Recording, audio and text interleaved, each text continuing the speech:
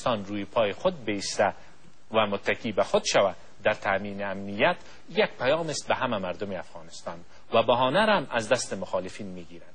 چرا یک بهانه عمده مخالفین است که افغانستان یک پایگاه دائمی نیروهای خارجی میشه در کشور. همه اینها مسائل است که در امنیت تاثیر دارد. البته مسائل عدم هماهنگی بین نهادهای امنیتی ملی و نیروهای بین المللی که در افغانستان وجود دارند، تلفات ملکی و مسائل دیگه‌ای که مثلا تلاشی خانه ها، زندانی شدن مردم بدون از اینکه اتهام در موردشان وجود داشته باشند. بحث عدالت ما قبلا یادآوری کردم، صدها نفر زندانی میشن در افغانستان، بعد از چند ماه رها میشن و هیچ نوع حق ازیا، حق بشری ازیا اعاده نمیشه و همه اینها سبب و اسباب ناامنی هستند و مسئله مواد مخدره هم که امروز پیچیده ساخته قضیه را یک مسئله عمده دیگه است. تشکر آقای دکتر عبدالله. ښاغلی اشرف غني احمدزی، تاسو څه فکر کوئ په افغانستان کې د امنیت د ټینګښت لپاره تاسو څومره ځواکونه د دې لپاره کافي ګڼئ چې دوی وشي کولی د خپل هیواد څخه دفاع وکړي، هم د پولیسو په برخه کې هم د ملي پوځ په برخه کې؟ زه فکر کوم چې دا سوال اصل ستراتیژیک نه ده، په دې معنا چې که له عدد نه شروع وکړئ تعداد به ورځ په ورځ ډېروئ. خبره په دې ده چې څنګه امنیت راولئ. امنیت و ثبات یو بل نه فرق لري. ثبات د قانون او یو عادل نظام نه راځي. امنیت په زور له خوا راتلی سي. زموږ تجربه ښودلې که تر 1 میلیونه دا امنیتي واکونه ډېر کړي، لا هم په دې نه توانیږي چې افغانستان کې امنیت راوړي.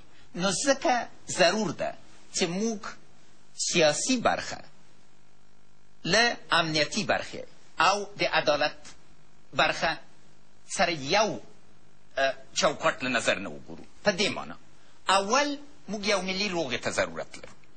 تر چې د یو ملي سولې منظم چوکاټ نه اوسي، هر څه چې امنیتي قوې ډېرې کوي بیا هم د افغان وینه به تویږي. او زه فکر کوم چې د دې وخت راغلی چې ووایو بس ده، نور وینه نه غواړو. دوم خپله امنیتي نهادونه دي. دلته تنها کمیت مطرح نه ده، کیفیت مطرح ده. نن پولیس د کیفیت خاوند نه ده. آیا زابل کې موږ پیږو چې څو نفره پولیس دي؟ خپله محترم وزارت داخله په دې نه پیږي. یا نور ځایو کې په کلو کلو د پولیسو شمیر معلوم نه و. اوس اول کال ده چې په نسبي توګه موږ پیږو چې څو پولیس لرو. او افرادو له نظر نه هغه افراد چې په لویو څوکیو د پولیس کې ټاکل سوي دي، آیا د مسلکي له نظر نه، د تقوا له نظر نه د دې ښایست لري چې په دې چوکیو کې اوسي؟ دا یې بله برخه ده. درېیمه برته زه فکر کوم چې 20,000 دیني علما، قومي مشران، د مدني ټولنې مشران کولی سي چې د 200,000 عسکرو کار وکړي. او له ټولو نه عمده برخه دی که بیا د قضا برخه ده. تر چې موږ یوه سالمه قضا ونه لرو چې په قاضي صاحبانو باندې ولس اعتبار وکړي چې دوی فیصلې د شرع په اساس او د قانون په اساس سوي دي، موږ د امنیت خاوند کیدی نسو. نو په دې باندې باید پوه سو. موږ د جرګو د مرکو ملک یو او جرګې او مرکې کیدی سي چې تر څه اساسي اصلاحات په قضا کې راسي یوه ډېره معقوله لاره یي چې دا رشوتخوري او کثافت چې موږ ټول تهدیدوي په چوکاټ کې راولي او د ثبات زمینه برابره کړي. بله، مننه ښاغلی ډاکټر اشرف غني احمدزی. ښاغلی عبدالله غواړم ستاسو څخه وپوښتم، تاسو څه فکر کوئ که چېرته د پولیس او یا هم د ملي پوځ د ځواکونو شمیر کم وي او کیفیت یې لوړ وي، دوی به وشي کولی چې د امنیت په ټینګښت کې ښه رول ولوبوي؟ او آیا ستاسو په نظر باندې موږ کولی سو د خپل اساسي قانون په چوکاټ کې دلته د روحانیونو او یا د نورو علماو نقش څومره د امنیت په ټینګښت کې ستاسو په نظر باندې دلته مهم دی؟ حال دا چې تاسو په دې باندې ښه پوهېږئ چې زموږ د اساسي قانون له مخې د هر جرګې یا د هرې شورا هغه اهمیت او هغه شکل تعریف شوی دی. د امنیت په هکله یوازې د تعداد او کمیت مسله مطرح نه ده او یوازې هم د نهادونو د امنیتي نهادونو مسله مطرح نه ده. په هغه کې د خلکو رول او نقش ډیر مهم ده. خو راځو د امنیتي ځواکونو د کیفیت په هکله که پولیس ښه ټریننګ او تربیه ولري او ښه روزنه وشي او معاش یې سم او هغه ته رسیدګي وشي. اوس چې پولیس په افغانستان کې وژل کیږي یوازې موږ د تعداد په باره خبرې کوو او دومره هغه نشته توجه نشته چې دغه خلک انسانان دي، افغانان دي، مسلمانان دي او د وطن د دفاع په خاطر وژل شوي دي. یوازې موږ اورو په رادیو او په تلویزیون کې چې دومره پولیس دلته هلته ووژل شو او هغوی ته رسیدګي نه کیږي، ټپیانو ته رسیدګي نه کیږي او ښه تجهیز نه ده شوي امنیتي ځواکونه او ښه تمویل نه کیږي زموږ امنیتي ځواکونه. دا ټول تاثیر لري په امنیت کې. همدارنګه هماهنګي د زموږ د ځواکونو په منځ که پولیس یو ځای کمک ته ضرورت ولري هغه به ډېر وخت ونیسي تر څو چې ملي قوتونه هغوی ته کمک ورسوي. همدارنګه له دا ټولو شیانو نه مهم مسله د ملي پخلاینې مسله ده. په یو ملک کې په یو هیواد کې سولې راوستل یوازې د قوت له لارې نشي کېدی.